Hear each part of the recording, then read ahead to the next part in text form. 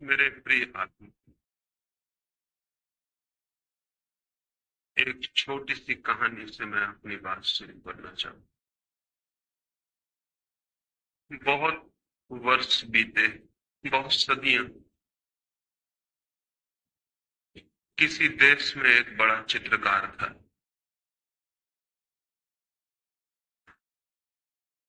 वो जब अपनी युवावस्था में था, उसने सोचा कि मैं एक ऐसा चित्र बनाऊं जिसमें भगवान का आनंद झलक। मैं ऐसी दो आंखें चित्रित करूं जिनमें अनंत शांति झलकती हो।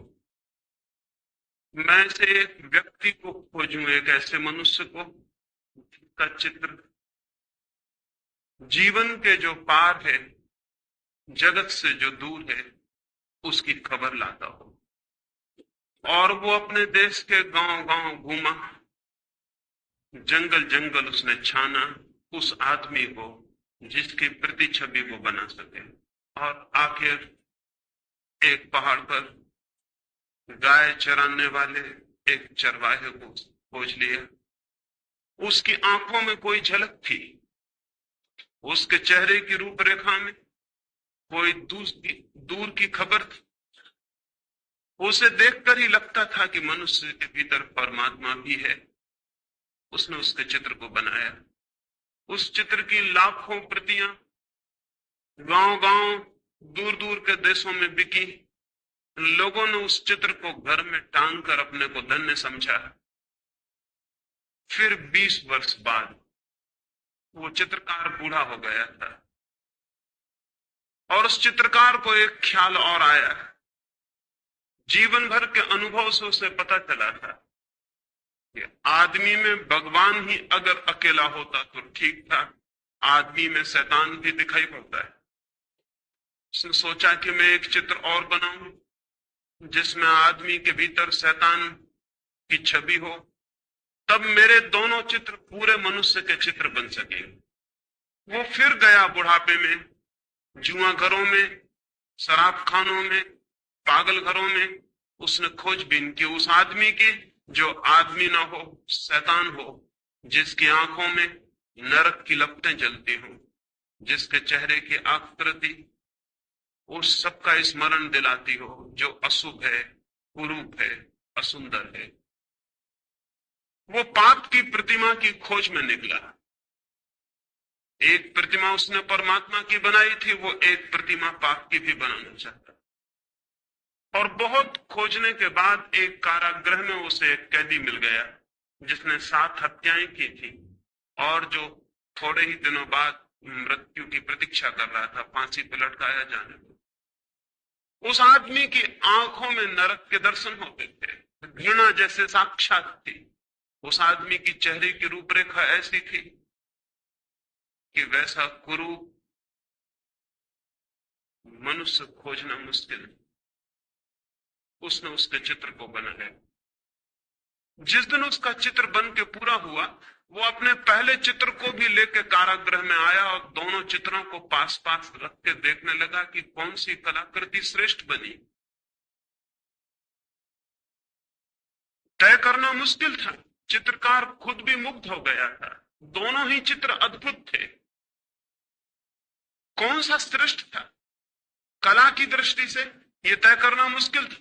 और तभी उस चित्रकार को पीछे किसी के रोने की आवाज सुनाई पड़ी। लौट के देखा तो वो कैदी जंजीरों में बंधा रो रहा है जिसकी उसने तस्वीर बनाई। वो चित्रकार हैरान हुआ। उसने कहा कि मेरे दोस्त, तुम क्यों रोते हो? चित्रों को देखकर तुम्हें क्या तकलीफ हुई? उस आदमी ने कहा, मैंने इतने दिन तक छिपाने की कोशिश की, लेकिन आज मैं हार गया हूं। शायद तुम्हें पता नहीं कि पहली तस्वीर भी तुमने मेरी ही बनाई। ये दोनों तस्वीरें मेरी। 20 साल पहले पहाड़ पर जो आदमी तुम्हें मिला था वो मैं ही। और इसलिए रोता हूं कि मैंने 20 साल में कौन सी यात्रा कर ली, स्वर्ग से नरक की, परमात्मा से पाप की। पता नहीं ये कहानी कहां तक सच हो या ना हो, लेकिन हर आदमी के जीवन में दो तस्वीरें हैं। हर आदमी के भीतर शैतान है और हर आदमी के भीतर परमात्मा भी, और हर आदमी के भीतर नरक की भी संभावना है और स्वर्ग की भी। हर आदमी के भीतर सौंदर्य के फूल भी खिल सकते हैं और कुरूपता के गंदे डबरे भी बन सकते हैं। प्रत्येक आदमी इन दो यात्राओं के बीच निरंतर डोल रहा है। ये दो छोर हैं जिनमें से आदमी किसी को भी छू सकता है, और अधिक लोग नरक के छोर को छू लेते हैं, और बहुत कम सौभाग्यशाली हैं जो अपने भीतर परमात्मा को उखाड़ पाते हैं। क्या हम अपने भीतर परमात्मा को उखाड़ पाने में सफल हो सकते हैं? क्या हम वो प्रतिमा बनेंगे जहां परमात्मा की झलक मिले? ये कैसे हो सकता है? इस प्रश्न के साथ ही आज की दूसरी चर्चा में शुरू करना चाहता हूं। ये कैसे हो सकता है कि आदमी परमात्मा की प्रतिमा बने? ये कैसे हो सकता है कि आदमी का जीवन एक स्वर्ग बने, एक सुवास, एक सुगंध, एक सौंदर्य? ये कैसे हो सकता है कि मनुष्य उसे जान ले जिसकी कोई मृत्यु नहीं? ये कैसे हो सकता है कि मनुष्य परमात्मा के मंदिर में प्रविष्ट हो जाए? होता तो उल्टा है। बचपन में हम कहीं स्वर्ग में होते हैं और बूढ़े होते होते नरक तक पहुंच जाते। होता उल्टा है। होता यह है कि बचपन के बाद जैसे रोज हमारा पतन होता। बचपन में तो किसी इनोसेंस, किसी निर्दोष संसार का हम अनुभव करते हैं, और फिर धीरे धीरे कपट से भरा हुआ, पाखंड से भरा हुआ मार्ग हम तय करते, और बूढ़े होते होते न केवल हम शरीर से बूढ़े हो जाते हैं, बल्कि हम आत्मा से भी बूढ़े हो जाते। न केवल शरीर दीनहीन, जीन जर्जर हो जाता है, बल्कि आत्मा भी पतित, दीन जर्जर हो जाती है। ये और इसे ही हम जीवन मान लेते हैं और समाप्त हो जाते हैं। धर्म इस संबंध में संदेह उठाना चाहता है। धर्म एक बड़ा संदेह है इस संबंध में कि यह आदमी की जीवन की यात्रा गलत है, कि स्वर्ग से हम नरक तक पहुंच जाएं। होना तो उल्टा चाहिए। जीवन की यात्रा उपलब्धि की यात्रा होनी चाहिए, कि हम दुख से आनंद तक पहुंचे, हम अंधकार से प्रकाश तक पहुंचे, हम मृत्यु से अमृत तक पहुंचे। प्राणों के प्राण की अभिलाषा और प्यास भी वही है। प्राणों में एक ही आकांक्षा है कि मृत्यु से अमृत तक कैसे पहुंचे। प्राणों में एक ही प्यास है कि हम अंधकार से आलोक को कैसे उपलब्ध हो।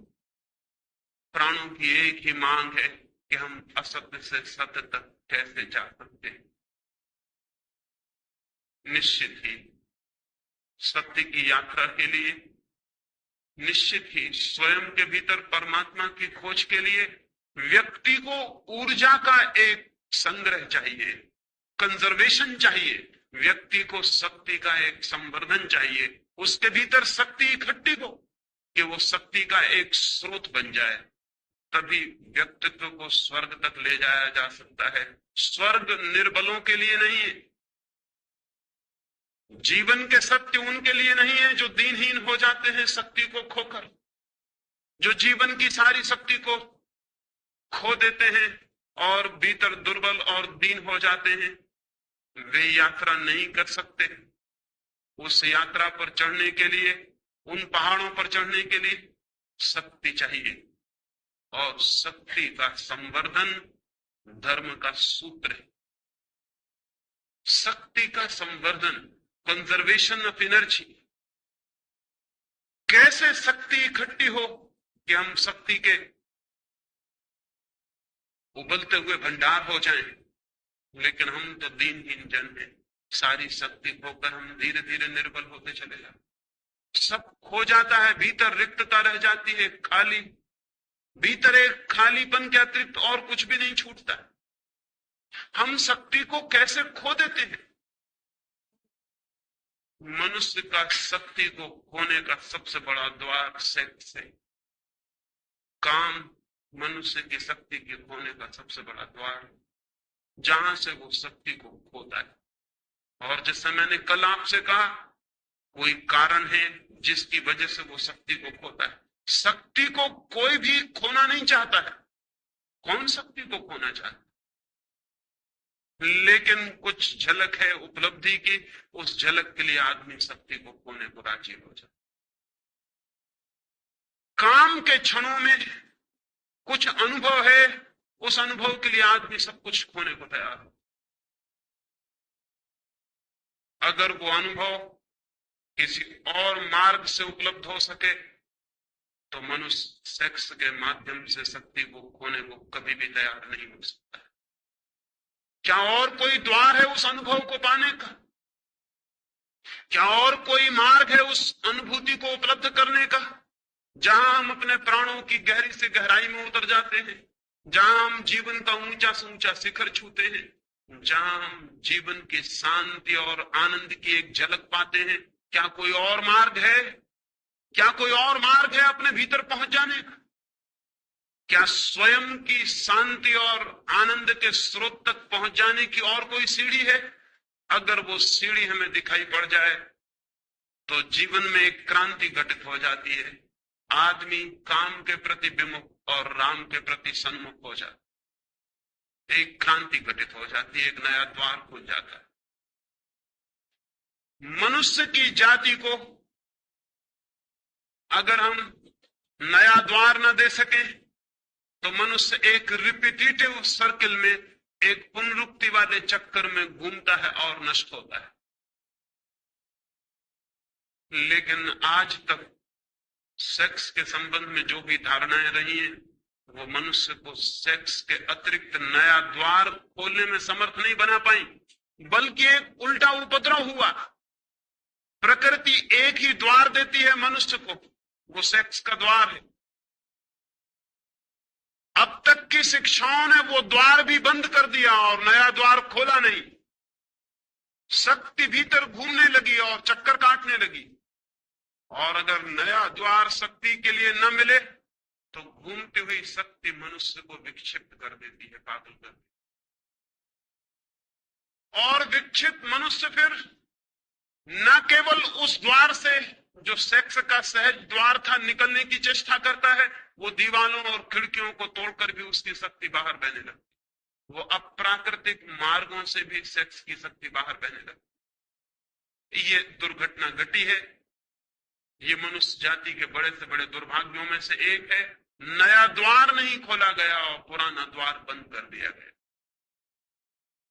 इसलिए मैं सेक्स के विरोध में, दुश्मनी के लिए, दमन के लिए अब तक जो भी शिक्षाएं दी गई हैं, उन सबके स्पष्ट विरोध में खड़ा हुआ। उन सारी शिक्षाओं से मनुष्य की सेक्सुअलिटी बढ़ी है, कम नहीं हुई, बल्कि विकृत हुई। क्या करें? लेकिन कोई और द्वार खोला जा सकता है? मैंने आपसे कल कहा, संभोग के क्षण की जो प्रतीति है, वो प्रतीति दो बातों की है, टाइमलेसनेस और इगोलेसनेस। समय शून्य हो जाता है और अहंकार विलीन हो जाता है। समय शून्य होने से और अहंकार विलीन होने से हमें उसका एक झलक मिलती है जो हमारा वास्तविक जीवन, लेकिन क्षण भर की झलक और हम वापस अपनी जगह खड़े हो जाते, और एक बड़ी ऊर्जा, एक बड़ी वैद्युतिक शक्ति का प्रवाह है, इसमें हम खो देते। फिर उस झलक की याद, स्मृति मन को पीड़ा देती रहती है। हम वापस उस अनुभव को पाना चाहते हैं, वापस उस अनुभव को पाना चाहते हैं। और वो झलक कितनी छोटी है, एक क्षण में खो जाती है, ठीक से उसकी स्मृति भी नहीं रह जाती कि क्या थी झलक, हमने क्या जाना था। बस एक धुन, एक अर्ज, एक पागल प्रतीक्षा रह जाती है फिर उस अनुभव को पाने की। और जीवन भर आदमी इसी चेष्टा में संलग्न रहता है, लेकिन उस झलक को एक क्षण से ज्यादा नहीं पा सकता है।